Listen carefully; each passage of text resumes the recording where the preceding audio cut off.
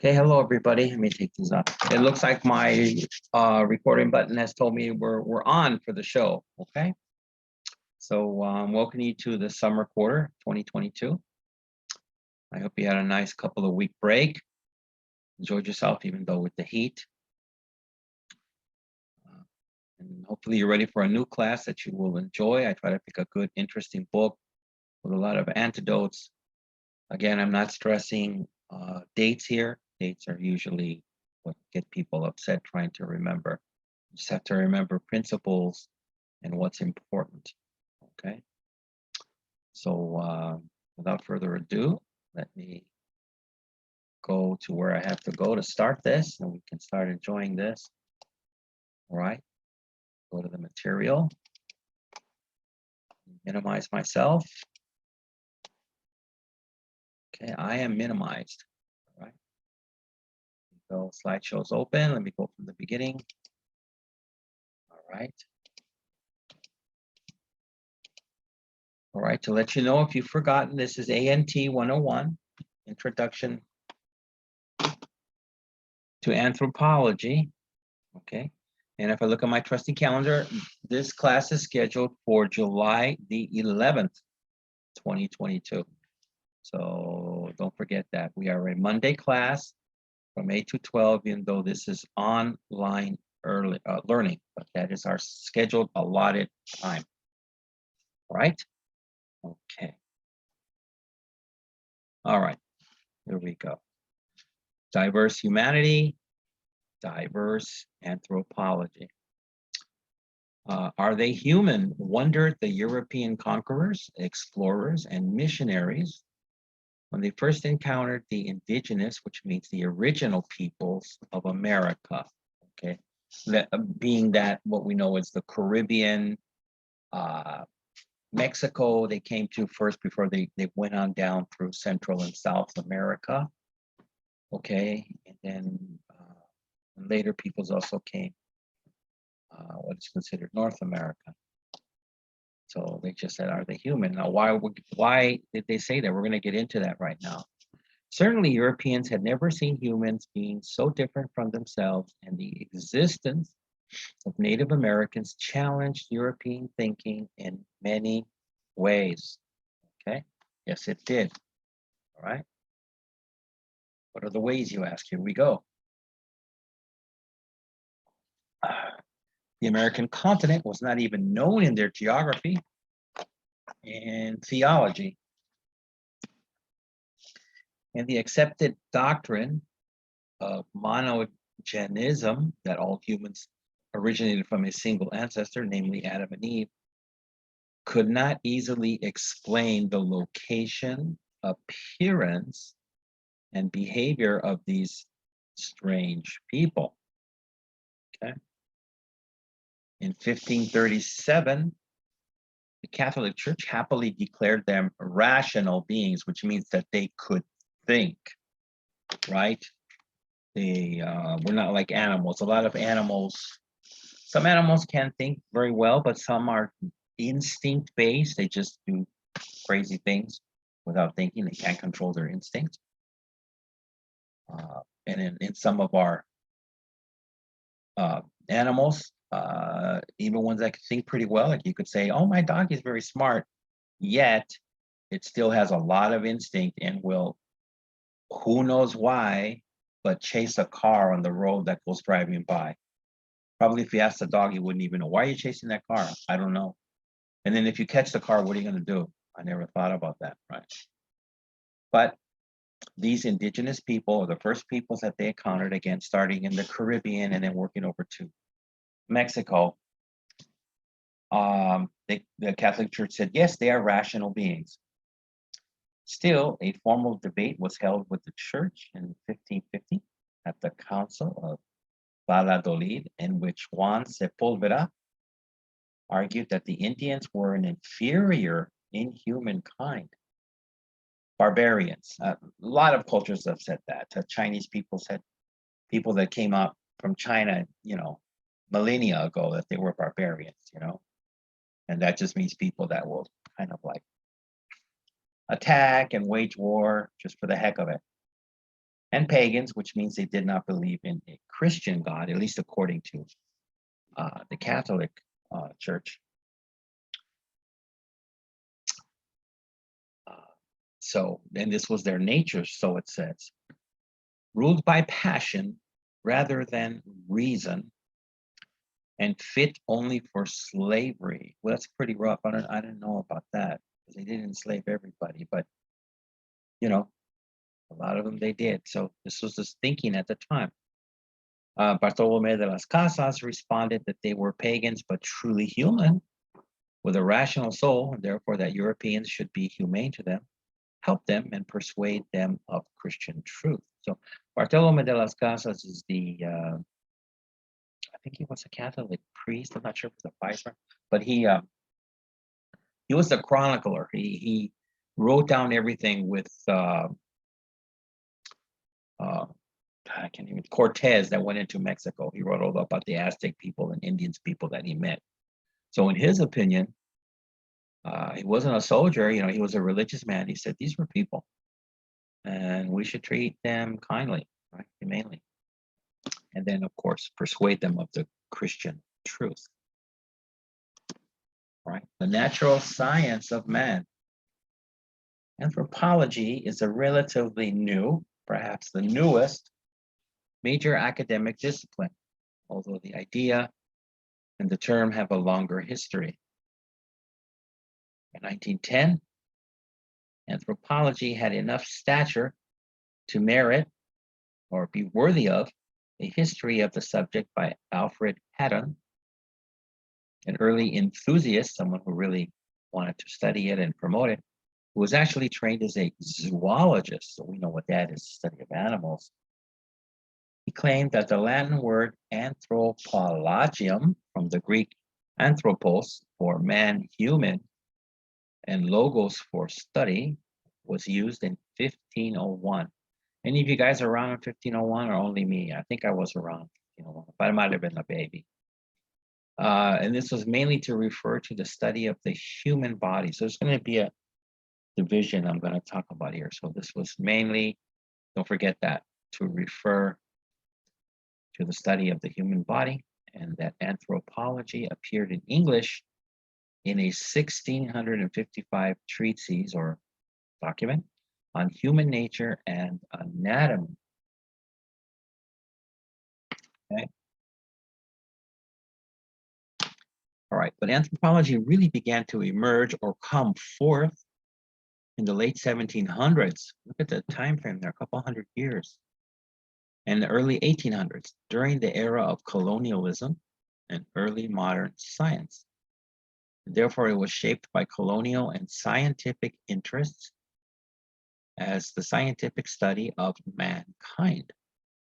In his 1863 introduction to anthropology, Theodore Waite asserted or claimed that the field aspires to be the science of man in general, or in precise terms, certain terms, the science of the nature of man. Okay, so the nature, again, we're talking about a rational nature, be able to know right from wrong instead of just instinctual. So in which should study man by the same method which is applied to the investigation of all other natural objects. These little paraphrases and dates you're not going to have to remember. I don't want to burden you with those. Just the main gist or center of the information here. Okay. Not surprisingly, this approach made anthropology largely the province or area of the biologist and the anatomist. Anatomists are people who study the structure of the body. Like Haddon or like Armand de Quatrefages, a 19th century lecturer who contended that anthropology should study mankind as a zoologist studying an animal would understand it. So again, we're connected to the body here, as it said earlier. That's why they say, you know, like a zoologist studying an animal would understand it. The point here is, while the present book is about cultural anthropology. That means this book we're studying right now, cultural, not just the regular anthropology. It is necessary to understand that culture was not the first preoccupation of anthropology, which was originally focused on human bodies and which maintains the dual interest of today. So what we'll get into here is that since it was like a twofold investigation, or actually threefold: government people, soldiers, Catholic priests, religious people, they wanted to study about the differences they found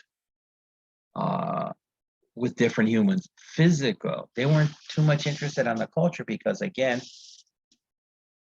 you know, let's say the Catholic people were like when they went to Mexico and they see these racks of skulls, human skulls. Their priests as well. We have to sacrifice people every so often, and then we keep their skulls. So right away, the Catholic priest says, well, I don't need to learn about this culture. We need to study on the physical differences and characteristics, okay? Because it's not allowed in his religion, right? And it's not only Christianity, like Islam also has gone through different areas and destroyed temples and whatnot because they didn't fall in line with, their belief in Allah. So all religions tend to do, at least back in the day, right? So again, the first preoccupation of anthropology, which was originally focused on human bodies and which maintains the dual interest to today. So this question of human bodily diversity was based on what Haddon called, quoting an unknown Professor Giddings, a consciousness of kind, which took the inevitable or unstoppable form of race.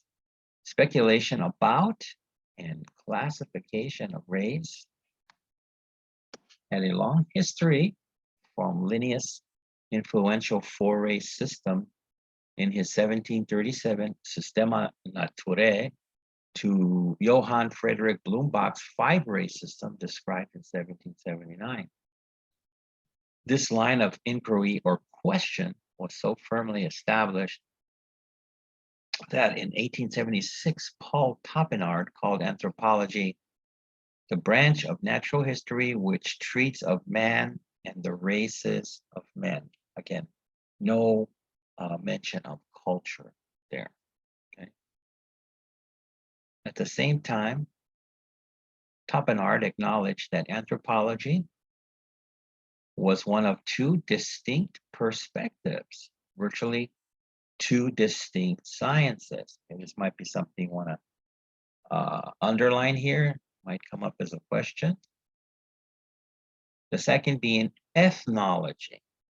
Okay, ethnology. Anthropology, as noted, occupies itself with man and the races of mankind.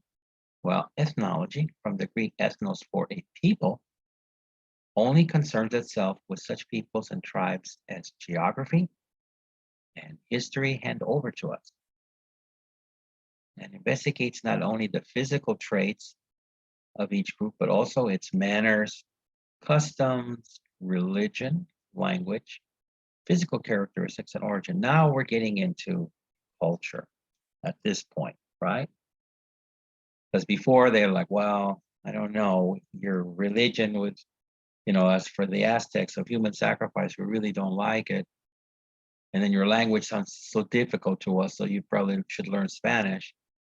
That the characteristics of the body difference is what was studied mostly. So now we get into the history of institutions. Institutions also talk about culture. In parallel with this new biological perspective on mankind, Western tradition long being profoundly uninterested in the human body, a little contradiction there, but from a much older date, scholars pondered means wondered or thought about, the origin and history of social institutions like government or marriage.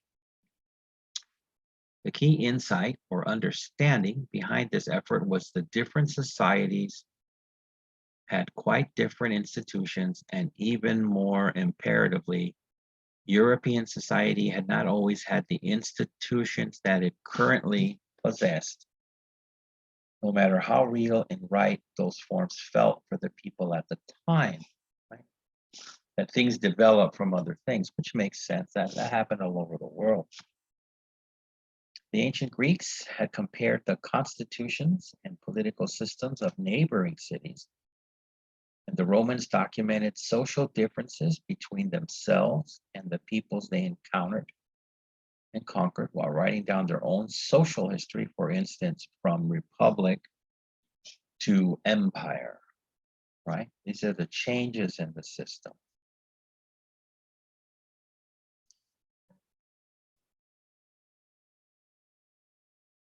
Interest in the history of institutions revived or came back to life in the early modern era in the political philosophy of Thomas Hobbes. Again, you don't have to know these books or numbers. As his 1651 Leviathan and Jean-Jacques Rousseau as in his 1762 of the Social Contract, both men opined or opinionated or thought of that society, by which they roughly meant government and civil institutions, originally did not exist. In the beginning, people lived in a state of nature, right? Before there was any type of systematic approach to living as a community.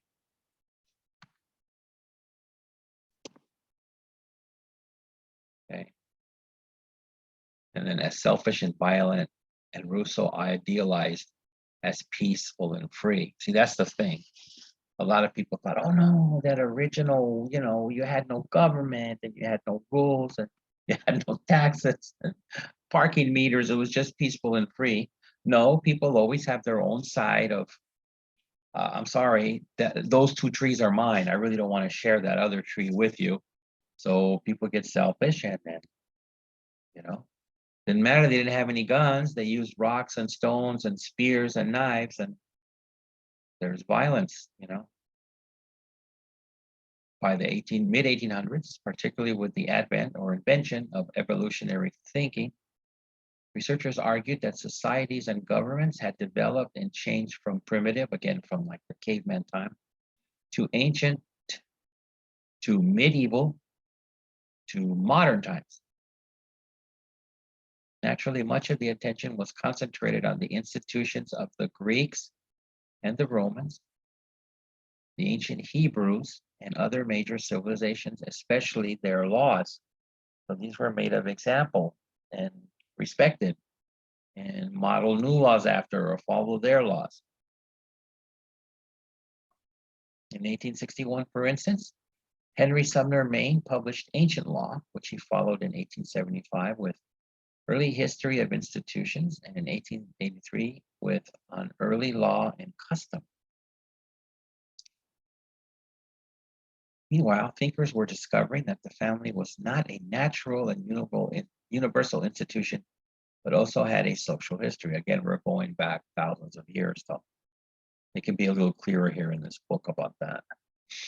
One of the most important of these men was Johann Jakob Bachofen, who reckoned or thought that marriage and family had evolved through a series of stages from promiscuity. Promiscuity is a word that means, like they describe, oh, that person is promiscuous.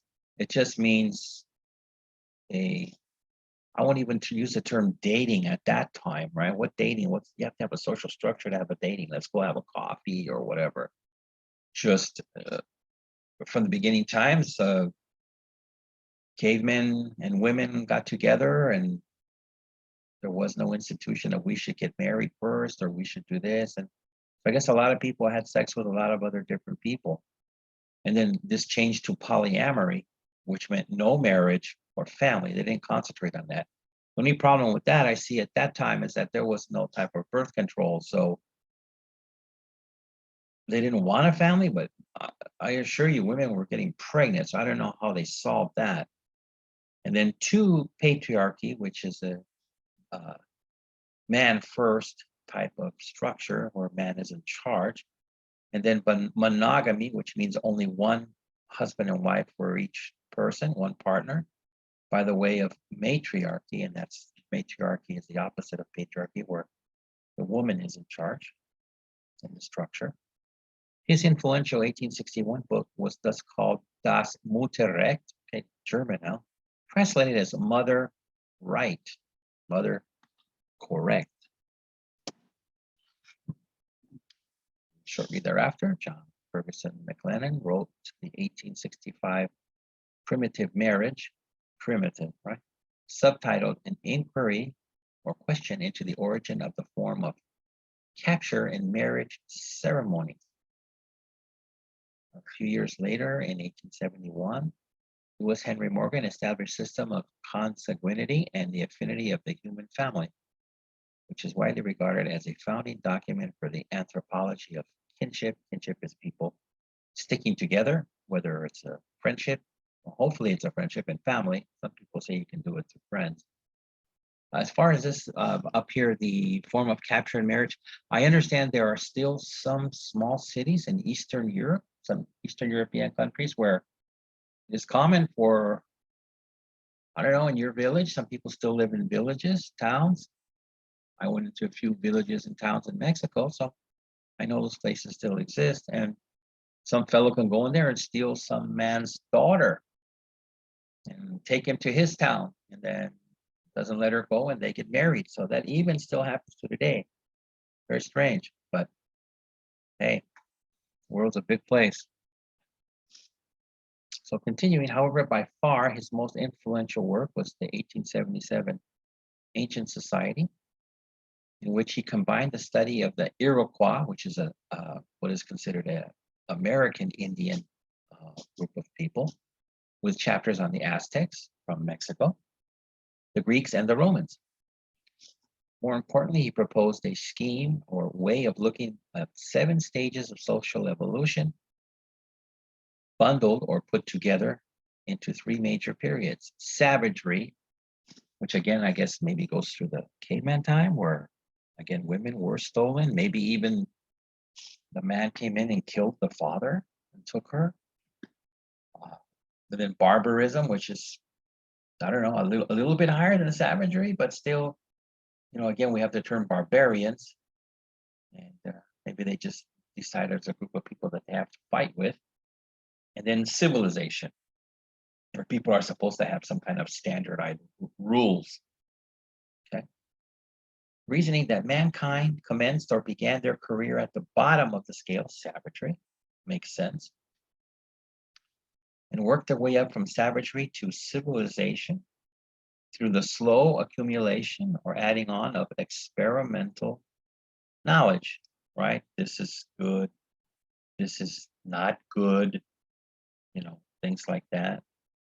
Like, you know, let's say you stole a woman from her father, but she loved her father and didn't love you. So maybe she would kill herself. So then these men would realize this is not the way to get a woman, by stealing her or, you know, beating up her father. Doesn't always work out correctly.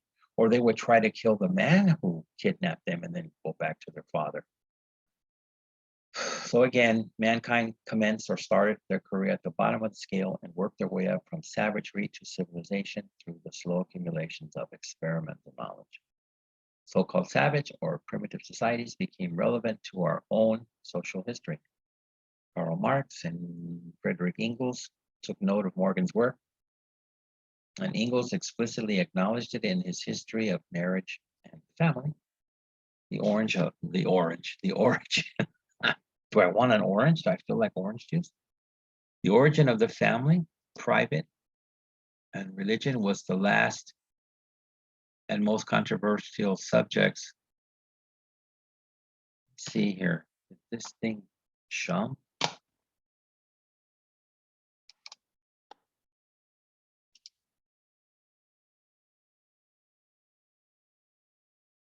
Okay.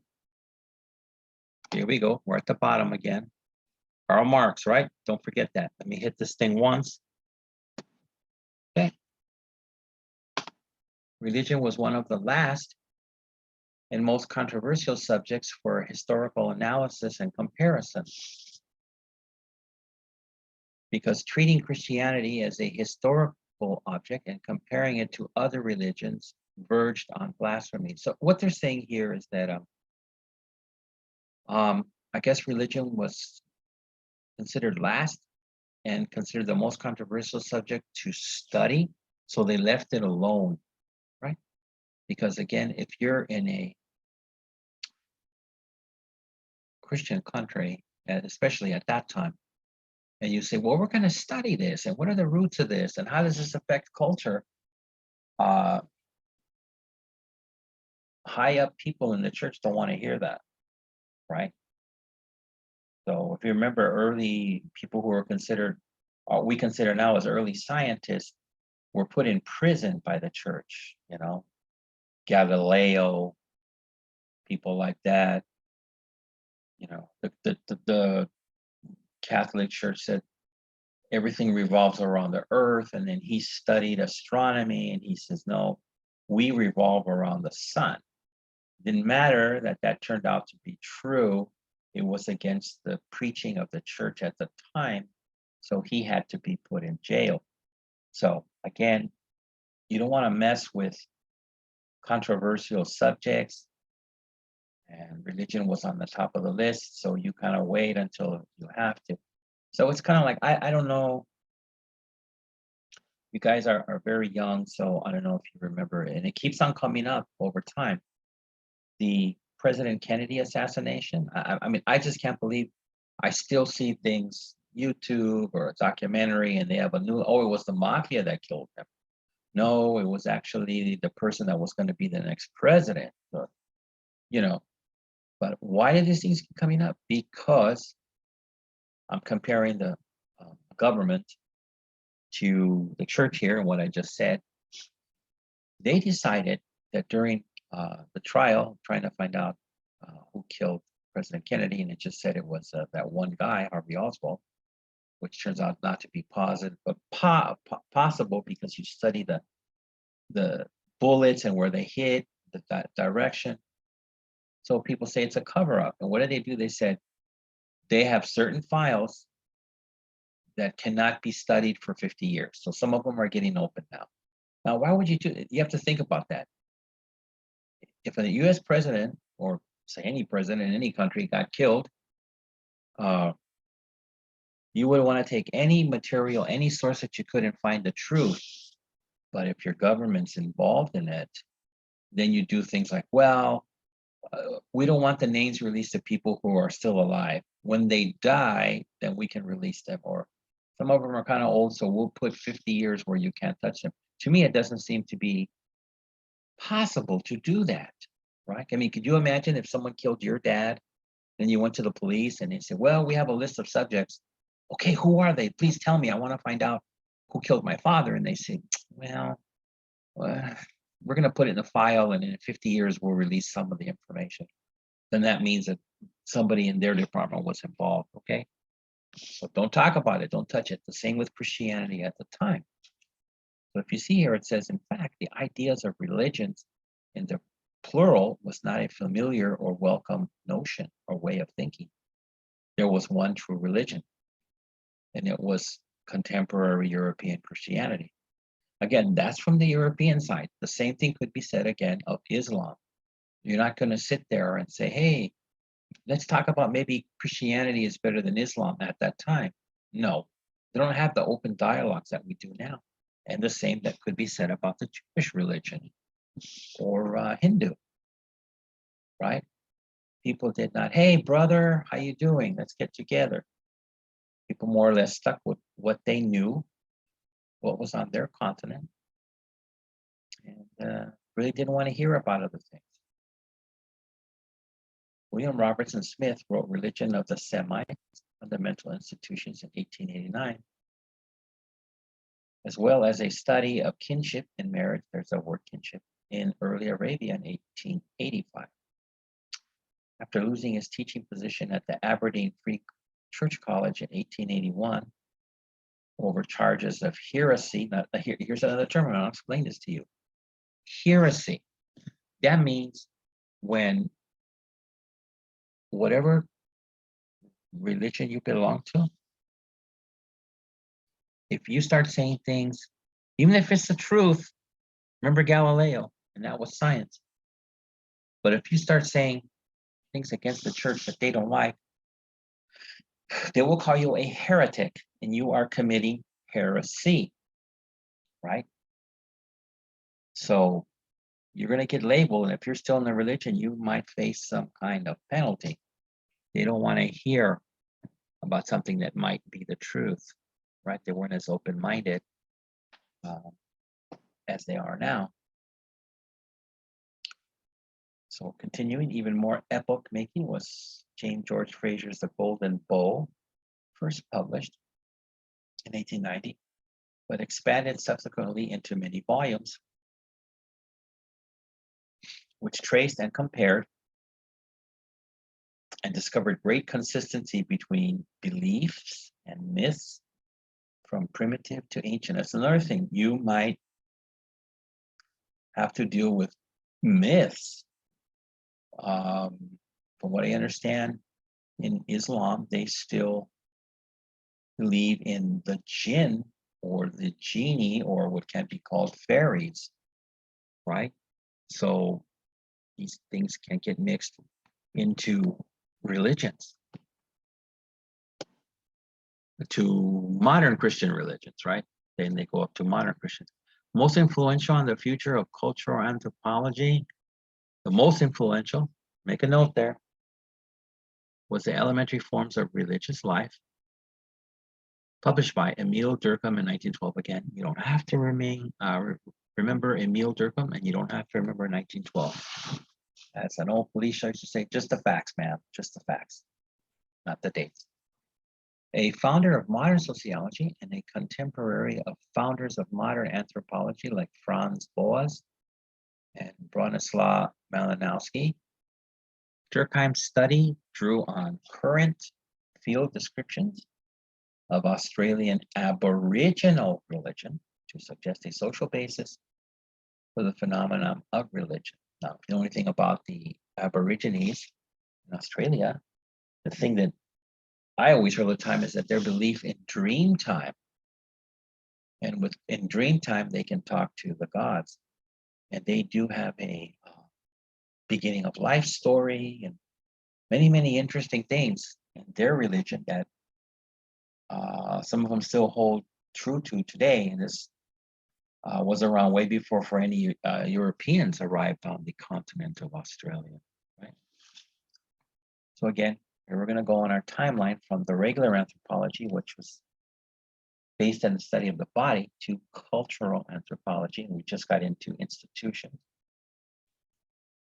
From its earliest days, anthropology had this split personality, encompassing or including both human bodies and human behavior and institutions, with bodies being more fundamental than behavior, or more important at the time, and often explaining behavioral differences in terms of bodily differences.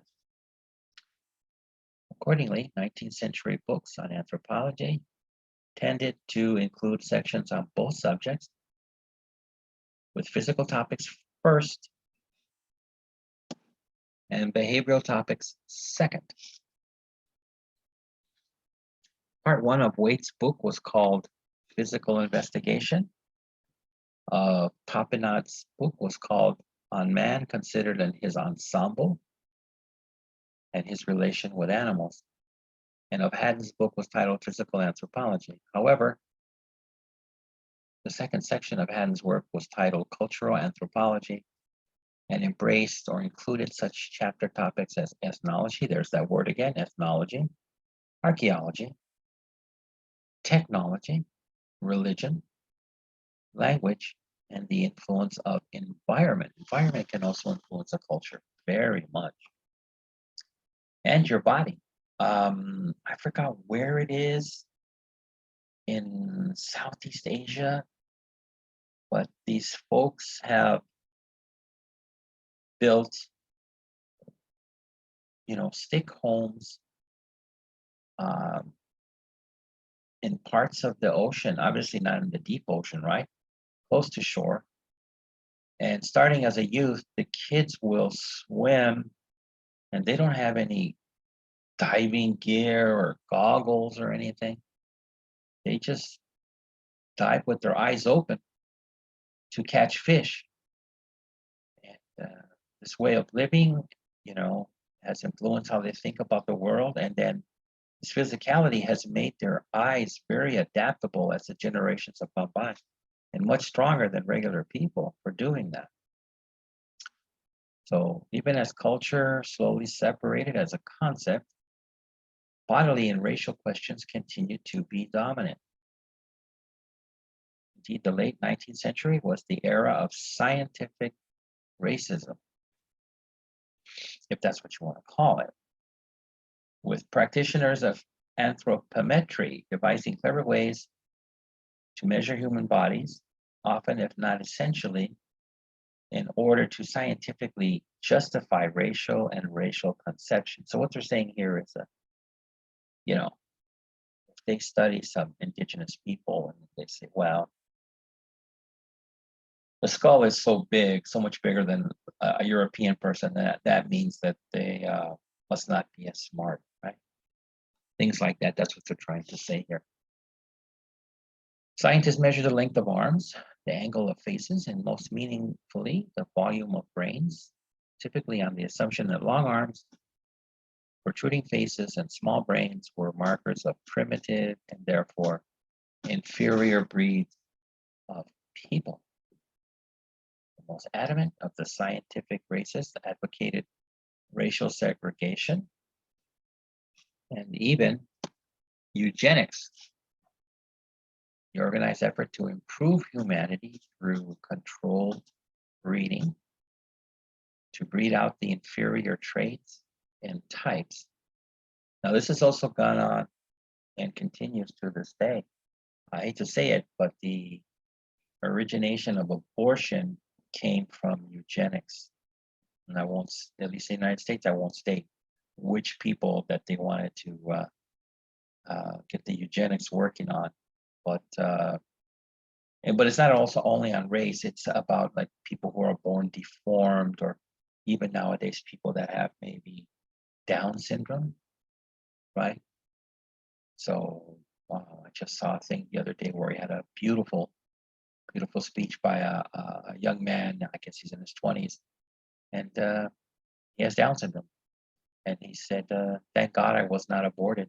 He said, I don't consider myself to be inferior or a freak or anything like that. I just need to be loved and understood, and I'd like to learn. So again, these kinds of things started back in the day.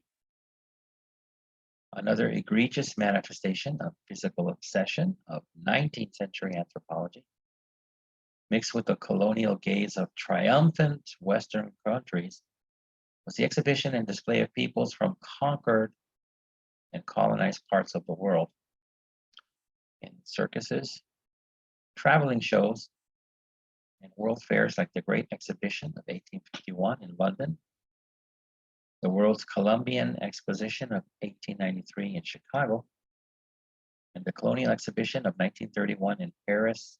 Australian, Asian, Native American, and African people were shown in what can only be called human zoos. Often entire families were put on display, sometimes with props like huts and tools to become a living tableau for Western audiences. But as Sadia Qureshi tells, these were not only occasions for city folk to gawk, which means stare, at exotic people. These were also considered educational opportunities for budding ethnologists. Leading scientists in fields from anthropology to zoology attended such events where the natives were sometimes caged and naked. So this reminds me of the old traveling shows that they used to have. So any type of mysterious thing like the wolf people, right? And The original ones they had were from Southeast Asia. Now there's people in Mexico. There's a circus of these folks. Basically, they have some kind of gene that hair grows all over their face. And if they don't shave it, they will look like maybe a dog or a wolf because they're all hair. Now, all they have to do is shave it and they're fine. But at that time, in 18 something, you know, people just said, oh my God, is the person part animal? What's the thing? So any kinds of people like this, tiny people, people with small heads, different kinds of bodies were put into these kinds of zoos, right? Or this is what they call zoos, but they were sideshows. I guess it's more of a correct term, right? And then, of course, some scientists wanted to study them too. Basically, not a lot was known about birth defects at the time or genes that overworked or didn't work in conjunction with other parts of their body. But this was, this was not only done with people from these areas. I mean, Western people too. If you were born with 3 legs or 2 heads, they were also put in these shows, and that had nothing to do with racism. It's just oddities that people wanted to see. Leading scientists in fields from anthropology to zoology attended such events for the native. So again, I guess they asked them, hey, we'll pay you some money if you are naked or you're put in a cage for the hours that you work. So not a good place to be. And they recognized that the humans on show were usable experiment material for the scientists, and opportunities they provided for research were taken up with enthusiasm. A key element of the rise of cultural anthropology, maybe it's a question, was a pointed critique of the race concept, particularly as an explanation of behavioral diversity. One of the first and loudest critics was Franz Boas, who widely recognized as the father of modern cultural anthropology. In a series of writings from 1911 to 1945, he countered race as an academic concept, arguing first that there was a little clear meaning in the term. To recall, the Linnaeus Blumenbach disagreed on how many races there were. Not important. Don't worry yourself about it. And that physical traits could not be linked significantly to behavior. Quite to the contrary, he conducted research that suggested that racial traits were not fixed and permanent, but that bodily characteristics were actually a product of cultural experience and not vice versa. Again, this scientist's opinion, I'm sure other people did disagree with him. Okay. Boas and scholars like him, many of them trained by Boas at Columbia University in the first half of the 20th century, helped establish cultural anthropology as a distinct field, again, from your original just anthropology, with its own university departments, its own academic journals, its own research literature, its own professional associations, and all the trappings of an independent discipline. Crucial to the integrity of cultural anthropology was a coherent or fixed together discipline and its unique way of looking at the human world, which is commonly dubbed the anthropological perspective. Perspective is a way of looking at something. You have your perspective, I have my perspective. All sciences of humanity or social sciences ultimately share the same data source, which is humans acting in different ways. But as thinkers from Aristotle to Marx to early anthropologists have agreed, in the words of Waits, whosoever would arrive at a just conception of man must not consider him exclusively as an individual, for man is a social being. As an individual being, this is interesting here how the anthropologists differ on this opinion. He cannot be fully understood. If you want me to do that again, make it a little clearer here. Okay. Early anthropologists have agreed. I don't know about all of them, but whoever so would arrive at the conception of man must not be considered himself exclusively. And that's what states here a lot in the United States. You're your own person. But you are trained as a social being, as an individual being. You cannot be fully understood. They're trying to say you can't separate. But there are people who are brought up without a cultural, right? As far as, you know, I'm a Mexican, or I'm Spanish, or I'm Chinese, right? What if you're an orphan? You know? Therefore, cultural anthropology concentrates on humans in groups. So don't forget that.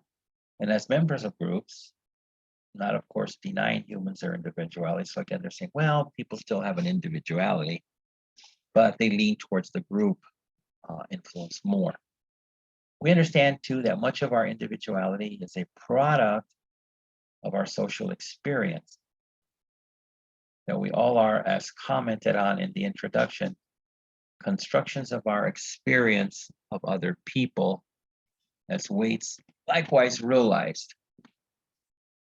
The social life into which he enters, talking about individual men or women, contributes much towards teaching the individual what passes within him as a mirror. So again, they're saying, hey, whatever you were culturally brought around, you just cannot stop its overall influence on you. I don't totally agree with that, because that would be like saying, okay, I always try to give far out examples just so you can kind of see widely what I'm talking about.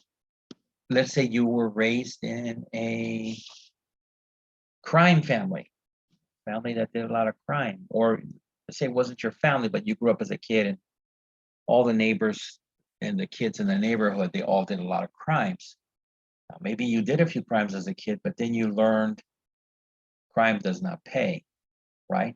And you decided to change your life. And there's many people who have changed their lives and come out of terrible social constructed areas and did good things for themselves.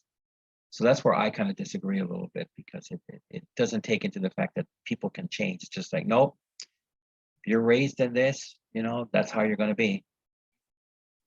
Where I tend to say some people have the ability to see right and wrong. Other people do not. I've seen that too. So the social life into which he enters contributes much towards teaching the individual what passes within him as a mirror. Thus, while cultural anthropology never dismisses the notion of mind, again, your individual mind, and indeed has a long and intimate kinship or relationship with psychology, cultural anthropology is more interested in what is outside of, again, the society, and between individuals than what is inside them, what you think about yourself, what you formulate as your way of being. And again, this is what they say, because most of what is inside comes from outside. And that's not, again, necessarily true in my belief, because you could be in a bad situation and you decide that you don't want to be that way, right? Take it to another level. You know, you could be around people that just can't stop doing drugs and smoking, right? But, you know, you decide one day, I don't want to do this anymore. You know, I'm tired of coughing up green phlegm and getting these headaches and getting whacked out, and I just don't like it, right? So again, cultural.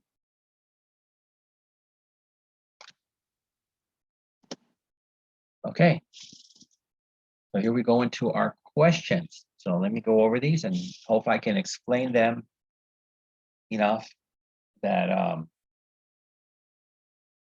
there's no confusion. Because sometimes I'll get an email from a student and say, what do you mean by this? Or I can't find it. So let me tell you something else. I've said it before. So if you're new people, this should be for you. All right.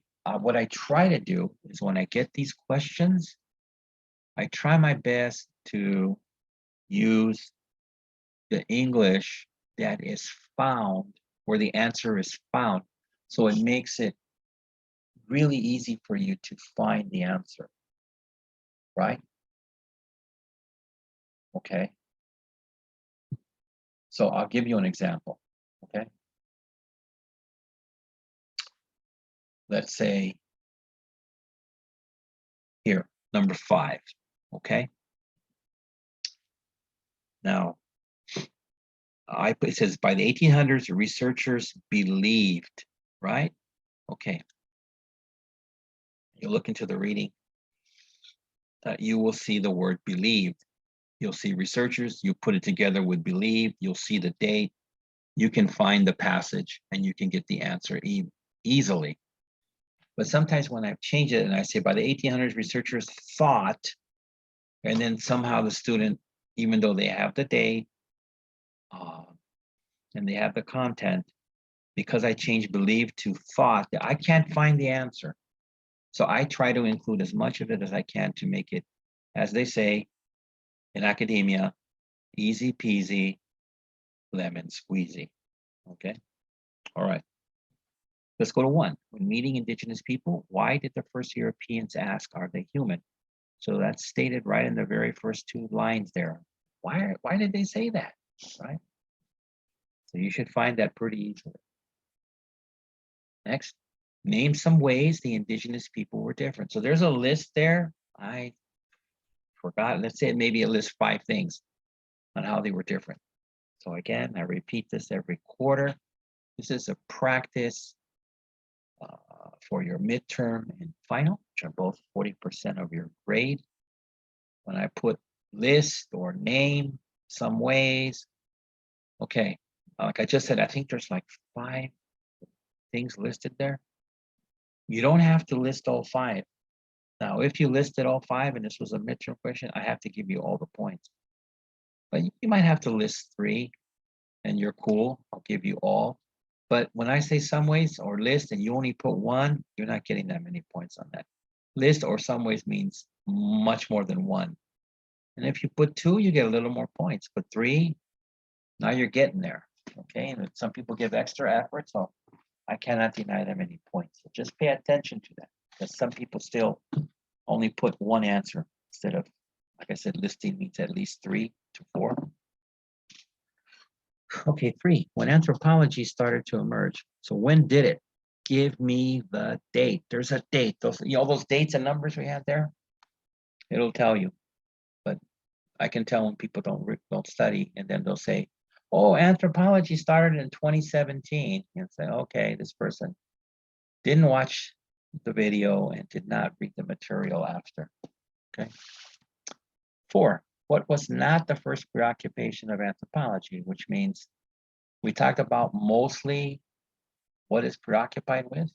And then there was a passage and it said it didn't really, like, see, I could have changed it to worry about, but it actually said preoccupation. So I put that in the question. You can find it. Okay. 5, by the 1800s, researchers believed that societies and government developed from what? This goes to our list where I talked about the beginning of societies. Remember, like cavemen and then building themselves up. What were the terms that they used where they said, okay, humans started at this first level, went to the next level, and the next, right? So give me those terms, okay? Okay, 6. What was the last and most controversial subject for historical analysis and comparison? I spent a while talking about that. So all these things, institutions, mula mula, whatever. What was the last thing that they studied and discussed because it was controversial? And hopefully I don't get my silly guys like a Temujin and Phil Cho. The last thing that they studied was what was better, Five Guys or In-N-Out Burger. That was a real tough study right there. I didn't know what I was doing even after I ate 10 burgers at both places. That's not what I'm talking about. This is cultural anthropology. Even though that could be argued that that is cultural anthropology out in LA. 7, define the split personality that anthropology had in its early days. Again, see, if you find split personality, you'll find the answer. But I easily could have changed this to define the 2 different ways that anthropology thought in its early days. Teacher, I can't find the answer. So you should be able to find it easily, because there's a term right in there, split personality. Okay, 8. What was a key element of the rise of cultural anthropology? So what, not the key, but a key. There was a number. So just give me one. It was pretty strong, they talked about in the rise of cultural anthropology. Okay. Next, 9. What is the anthropological perspective? That was stated late, so you should be able to find it in the reading. What is their way of thinking? You know? And then 10, what does cultural anthropology concentrate on? That's a good general question that I can promise you will come on the midterm. What does cultural anthropology concentrate on? Again, not silly things like, well, what's better, the taste of Coke or the taste of Pepsi? You know, that's not what it is. So from the beginning time, it states in the reading what it concentrates on. All right, and I mentioned it a couple different ways. All right. Okay, so I think we're at the end here. See, it's gone black. Okay. End of show. We're back here. Let's stop the screen sharing. Come on now. Look at that. Being bad. Okay, go here. There we go. Now I'm back. How you doing? All right, so we've ended it for this week. Again, scheduled for July 11th, 2022. I hope you enjoyed that. And the answer should be easy to find and give you the structure for what we're looking at this quarter. So take care, everyone, and I shall see you soon. Okay. Bye-bye.